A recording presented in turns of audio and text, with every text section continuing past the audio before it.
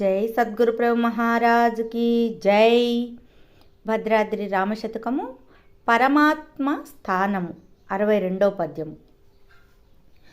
విమల చిన్మయ నేత్ర కమల మధ్యంబున మార్తాండ సోమాగ్ని మండలములు మండలంబులయందు మహనీయముగనొక్క నీలమేఘంబుండు నిజముగాను మేఘమధ్యంబున మెరుపు మెరియుచునుండు నందు నివార సూకాగ్రముండు సూకాగ్రముననతి సూక్ష్మ స్వరూపమై బహిరంతరంగంబులా ప్రజ్వరిల్లు వెలుగుచున్నావు ఏకమై వేరు లేక నిర్మలాకార నిరుపమా నిర్మలాత్మ రమ్య గుణధామ భద్రాద్రి రామ పరశురామ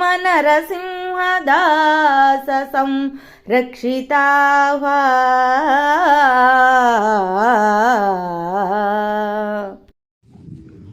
జై నిజ గురుభ్యో నమః.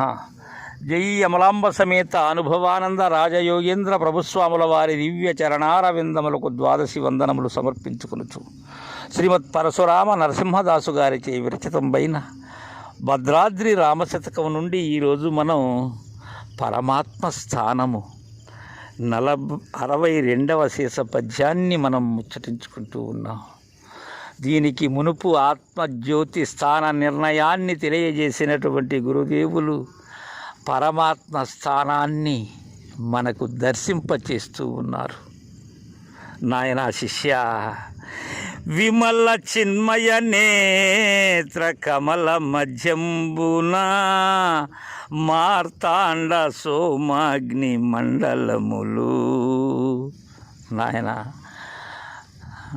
త్రిమల రహితమైనటువంటి చిన్మయ నేత్రము ఏదైతే ఉన్నదో, ఆ బిందువు ఏదైతే ఉన్నదో, ఆ చూసేటువంటిది సర్వాన్ని తనలో ఇముడ్చుకున్నటువంటి ఆ నేత్ర కమలము ఏదైతే ఉన్నదో దాని మధ్యములో ఈ సూర్య చంద్ర అగ్ని మండలంబులు అనబడేటు ఉన్నాయి.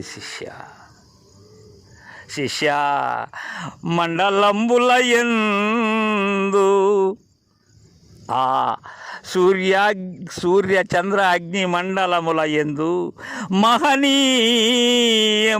నొక్క నీల మేఘంబుండు. ఆ మండలముల యందు ఏముంటుంది? చాలా భాషించేటువంటి, చాలా గొప్పది అయినటువంటి నీల మేఘ వర్ణము ఉంటుంది. నాయన, చూస్తున్నావు కదా శిష్య, ఆ నీల మేఘంబు ఏదైతే ఉన్నదో చెప్తున్నారు. మండలంబుల యందు మహనీయముగా నొక్క నీల మేఘంబుండు నిజముగాను. నిజం నాయన, దర్శించు శిష్య. మేఘ మధ్యంబున మెరుపు మెరియుచునుండు, మేఘ మధ్యంబున మెరుపు మెరయుచునుండు. అక్కడ కోటి తటిలిత ప్రభాబాసురం అయినటువంటి ఆ విద్యుర్లేఖ ఏదైతే ఉన్నదో అది దగదగాయమానంగా మెరుస్తూ ఉంటుంది. ఇదంతా కూడా ఎవరైతే దర్శిస్తారో గురుముఖమున, గురువు చెప్పిన విధముగా ఎవరైతే ఆచరించి వారికి వారు దర్శిస్తారో వారికి ఇది. శిష్య, అందు నీవార సూకాగ్రముండు. జయ గురుదేవా, అందు ఉండబడేటువంటిది ఈ దూసరి ముళ్ళు కొన అంత అగ్రభాగం ఉన్నది అక్కడ. సూకాగ్రమున నచి సూక్ష్మ స్వరూపమై బహిరంతరంబుల ప్రజ్వరిల్లి, దాని అగ్రభాగమున అతి సూక్ష్మాతి సూక్ష్మమై దాని రూపము ఇంత అనేటువంటి దానికి వీలు లేదు.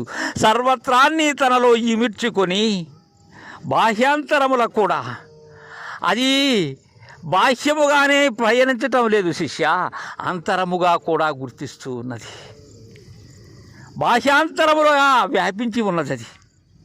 అలా ప్రజ్వరిల్లి వెలుగుచున్నావు ఏకమై వేరులేక, అలా వెలుగుతూ ఉన్నావు ఏకమై బ్రహ్మానందం పరమసుఖదం అనే విధానముగా కేవలం జ్ఞానమూర్తిం ద్వంద్వాతీతం గగన సదృశ్యం ఏకం నిత్యం విమలం అచలం సర్వదీ సాక్షిభూతం వలె నీవు వెలుగుతూ ఉన్నావు నాయన.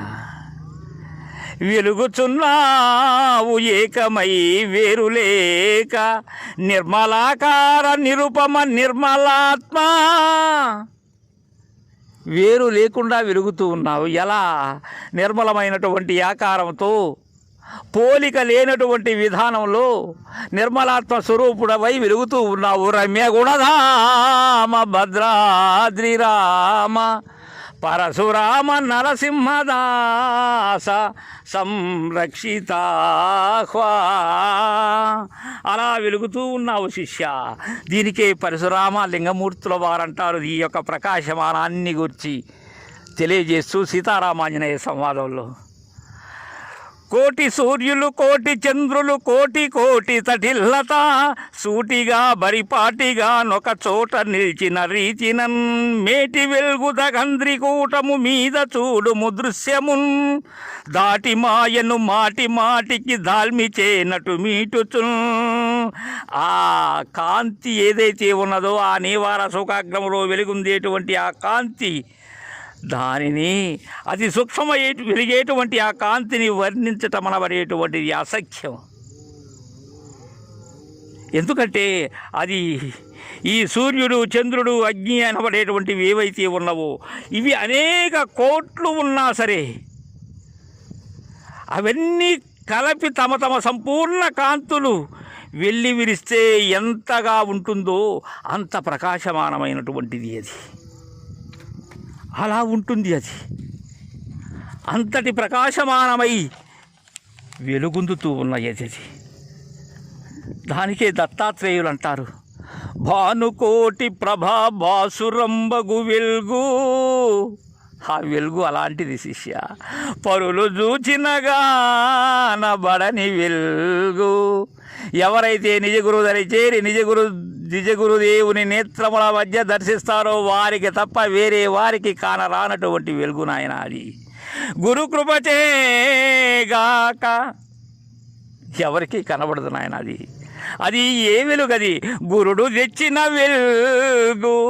అది గురువు నీకు అందజేసినటువంటి వెలుగు శిష్య. అది అమృత దృష్టిచే అవరు వెలుగు.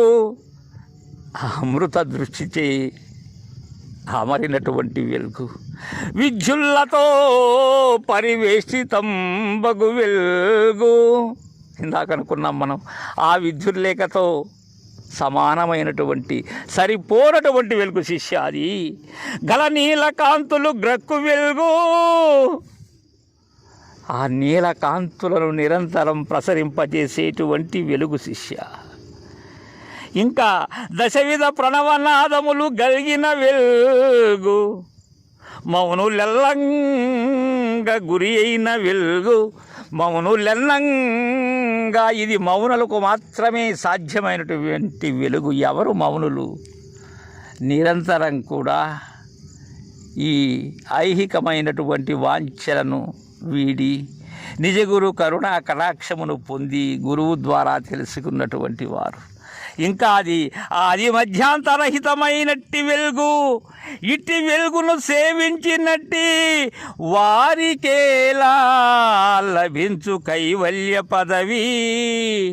ముదిరే పురపాలముని జన హృదయలోల వేణుగోపాల భక్త సంత్రాణశీల అని మనకు వేణుగోపాల శతకంలో తెలియజేశారు. ఇక్కడ ఈ త్రిపుటులు అనబడేటువంటివి ఈ వెలిగా ఉండే 3 రంగులు అంటే ఈ ఎరుపు, తెలుపు, నలుపు అనబడేటువంటివే బాహ్య త్రిపుటి.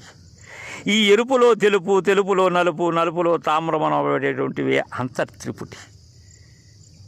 ఇంకా ఈ సునీల, స్ఫటిక, దీప్తి అనే ఈ 3 కూడా అంతరాంతర త్రిపుటిగా తెలుసుకోవాలి. అదే పరమాత్మ స్థానం. అదే తస్యాహ శిఖాయ మధ్యే పరమాత్మ వ్యవస్థిత అని అంటారు.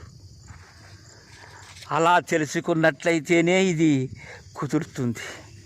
తదుపరి ఇంకా దీని గురించి మనం వివరించుకోవాలంటే ఇది గురు దర్శనముతో పెద్దలు ఏమంటారంటే చక్షుర్మధ్యే స్థితం గుహ్యం అంగుస్తే పర్వమాత్రకం తదర్థం చాపి సర్వార్థాత శాగ్రే సూక్ష్మకం ధ్రువం. పరమాత్మ స్థానాన్ని గురించి ఇలా తెలియజేస్తారు. గుహ్యాద్ గుహ్యతరం గుహ్యం చక్షుస్థానే శుచిస్తతి తన్మూర్తి రక్షతే దృశ్యం ఆపాద తలమస్తకం అని. అంటే ఈ నేత్రమునందు అంగుష్ట ప్రమాణమైనటువంటి అవకాశం కలదు. అదే పరమాత్మ యొక్క స్థానము నాయన. ఆ స్థానంలో అంగుష్ట ప్రమాణములో సగభాగమును దాని అర్ధభాగమును దాని యందు సగభాగమును దాని మధ్య అణుమాత్రమును గల సూక్ష్మ స్థానము ఏదైతే ఉన్నదో అదే పరమాత్మ. అదే పరమాత్మ స్థానం. ఈ సూక్ష్మస్థానము రహస్యము కంటే మిక్కిలి రహస్యమైనది నాయన. దీని యందు సూక్ష్మస్థానమున వెలుగుచుండునట్టి జ్యోతి పురుషుని యొక్క ఆపాద మస్తకము. అయితే ఎలా ఇది? గురువుచే బోధింపబడిన లక్ష్యముతో ఆ గుణి చేత దర్శించవలసిందే కానీ నీకు నీవుగా ఏనాటికి కాంచలేవు నాయన. ఆ విధంగా చూడాలి దీనిని. అలా చూసినట్లయితేనే కుదురుతుంది ఇది, లేకపోతే ఇది సాధ్యం కాదు శిష్య. అలా మనకు పెద్దలు బోధించారు నాయన. అందుకే ఇది అహం జ్యోతిర్బహిర్జ్యోతి ప్రత్యగ్జ్యోతి పరాత్పర జ్యోతిర్జ్యోతి స్వయం జ్యోతి ఆత్మజ్యోతి శివోస్మ్యహం అనేటువంటిది శృతి.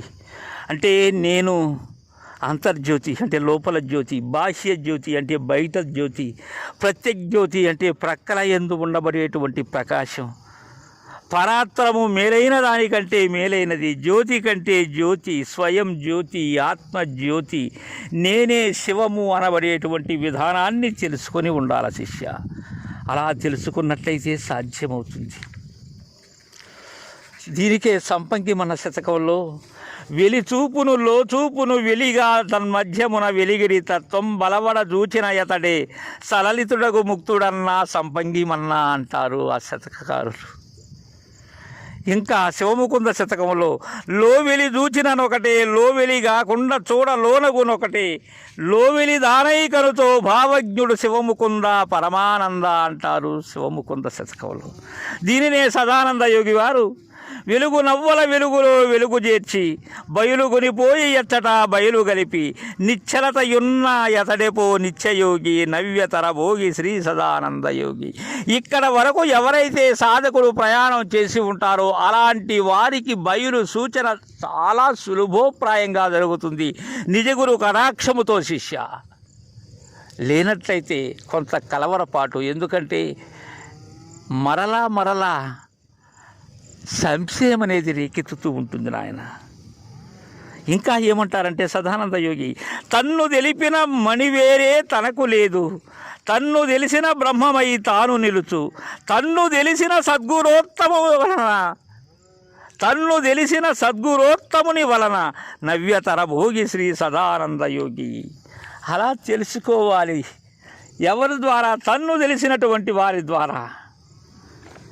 ఇంకా ఆత్మలింగ శతకంలో పంచరంగులున్న పాప మధ్యంబున మించి బ్రహ్మ కళయు మెరయుచుండు గాంచి దాని ఎందు కలిసిన శివయోగి అఖిల జీవ సంఘ ఆత్మలింగ.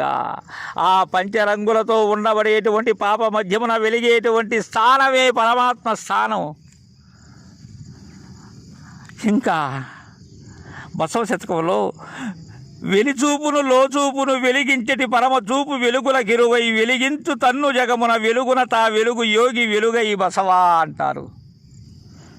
ఇంకా చూపులకెల్లను చూపై రూపములకు రూపముకుచు రూపము లేక ప్రాపులకెల్లను ప్రాపవు చూపును తా ప్రాపు లేదు చూడగా బసవా అంటారు బసవ శతకంలో. ఇలా మనకు పెద్దలైనటువంటి వారు దీనిని యొక్క విషయాన్ని చక్కగా తెలియజేశారు. దీనిని వేమన గారు చూపులోని చూపు సూక్ష్మము తెలియంగా చూపులోన చూపు శుద్ధ మాయ చూపులోని చూపు సురవర తుల్యంబు విశ్వదాభిరామ వినురవేమ. అలా ఎవరైతే చూపులోని చూపు చూడగలరో వారికి అందుకే చూడంగా చూడంగా చూపుల లోపల చిన్మాయుడయనే ఉయ్యాలో. అలా ఆ చూపుని దర్శించి ఆ పరమాత్మని దర్శించాలి అని మనకు నరసింహదాస్ గారు తెలియజేశారు. తర్వాయి పద్యాన్ని రేపు ముచ్చటించుకుందాం. జై గురుదేవా.